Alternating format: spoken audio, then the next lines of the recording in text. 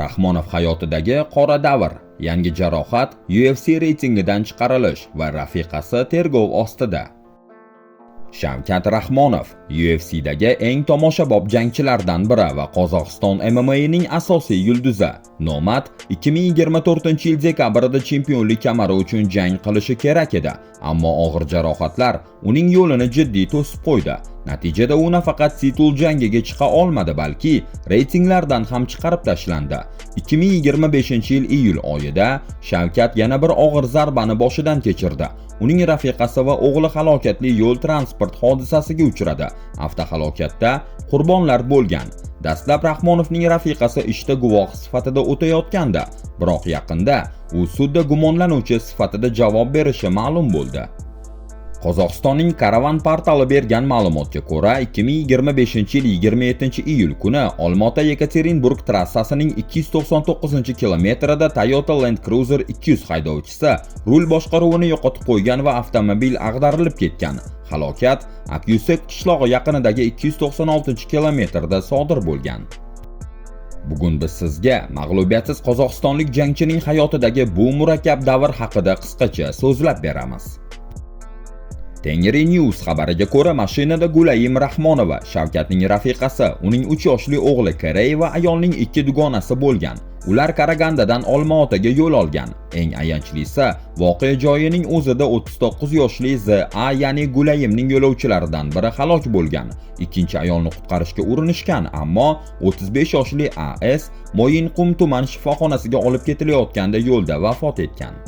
Rahmonovning rafiqasi va 3 yoshli o'g'li shu shahardagi shifoxonaga yetkazilgan. Ular travmatologiya bo'limiga yotqizilgan. Shifokorlar jabrlanganlarning ahvolini o'rtacha og'ir deb baholashgan va operatsiyaga ehtiyoj yo'qligini bildirgan. Gulayim va uning farzandi tibbiyot xodimlari tomonidan doimiy kuzatuv ostida. Dastlabki tashxis yopiq bosh miya jarohati va miya lat yeyishi. Tengri Life portali ma'lumotiga ko'ra, o'tgan yil avgust oyida Shavkatning rafiqasi ushbu ish bo'yicha o'zini himoya qilish huquqiga ega guvoh sifatida o'tgan. Biroq noyabr oyida vaziyat o'zgargan.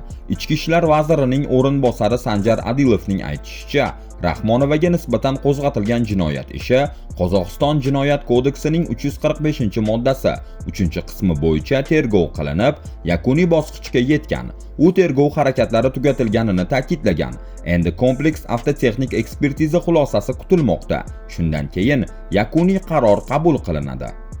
Ish sudga oshirilgach, Rahmonova Jinoyat kodeksining 345-moddasi 4-qismi bo'yicha yo'l harakati qoidalarini buzish oqibatida ehtiyotsizlik sabab 2 yoki undan ortiq shaxsning o'limiga olib kelish moddasi asosida gumonlanuvchi sifatida tan olingani ma'lum bo'ldi.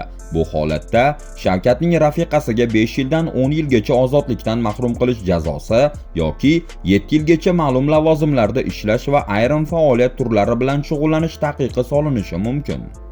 Prokuratura esa sud barcha holatlarni, ekspertiza natijalari, ishtirokchilar va guvohlarning ko'rsatmalari, hodisa tafsilotlari, yengillashtiruvchi va og'irlashtiruvchi omillarni inobatga olgan holda yakuniy hukm chiqarishini ma'lum qildi.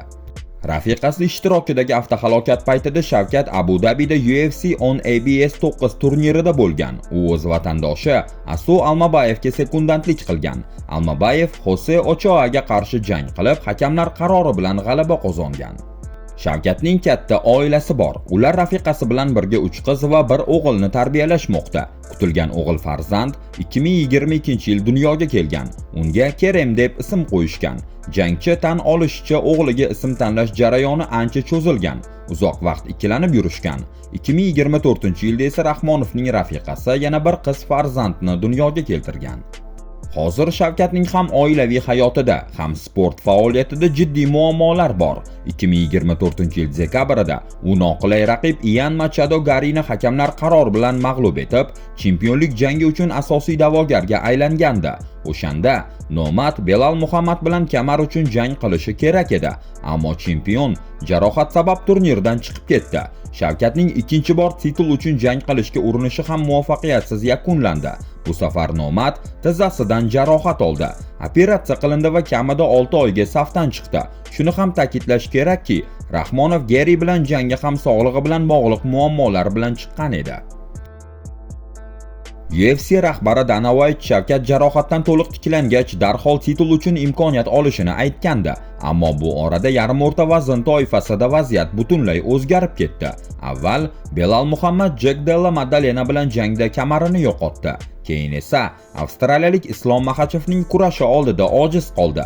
Rossiyalik jangchi yengil vazndan ko'tarilib navbatsiz titul jangiga chiqdi. Shu paytda da'vogarlar soni ham ortib bordi. 2025-yil oxiriga kelib, Shavkat asosiy nomzod maqomidan tushib ketdi. Biz qozog'istonlik finish ustasining yil boshida qaytishini kutgandik, ammo bu amalga oshmadi.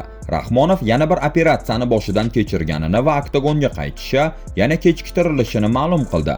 Jurnalist Ariel Helvani jangchining menejeri Danny Rubensteinga tayanib aytishicha, Shavkatning tiklanish jarayoni 9-10 oyga cho'ziladi. Demak, 2026-yil oxirigacha uni qafas ichida ko'rishimiz ehtimoldan yiroq. 3-fevral kuni yangilangan UFC reytinglarida Rahmonovning ismi yo'q edi. Bu sizni hayratga solmasin. Uzoq tanaffus qilgan jangchilar bilan bunday holat tez-tez uchrab turadi. Lekin titul istiqbollari haqida gapirganda, bu faktni inobatga olish kerak.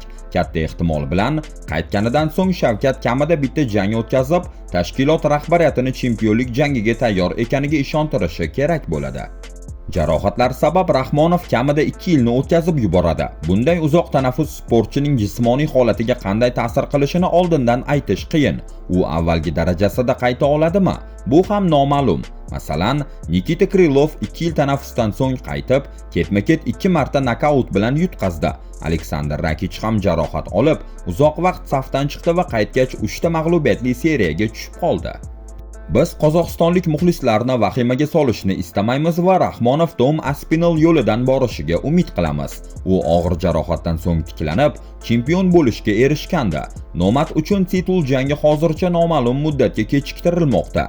Ammo hozir Shavkat uchun eng muhimi rafiqasiga og'ir jazo berilmasligi va uning ozodlikda qolishidir.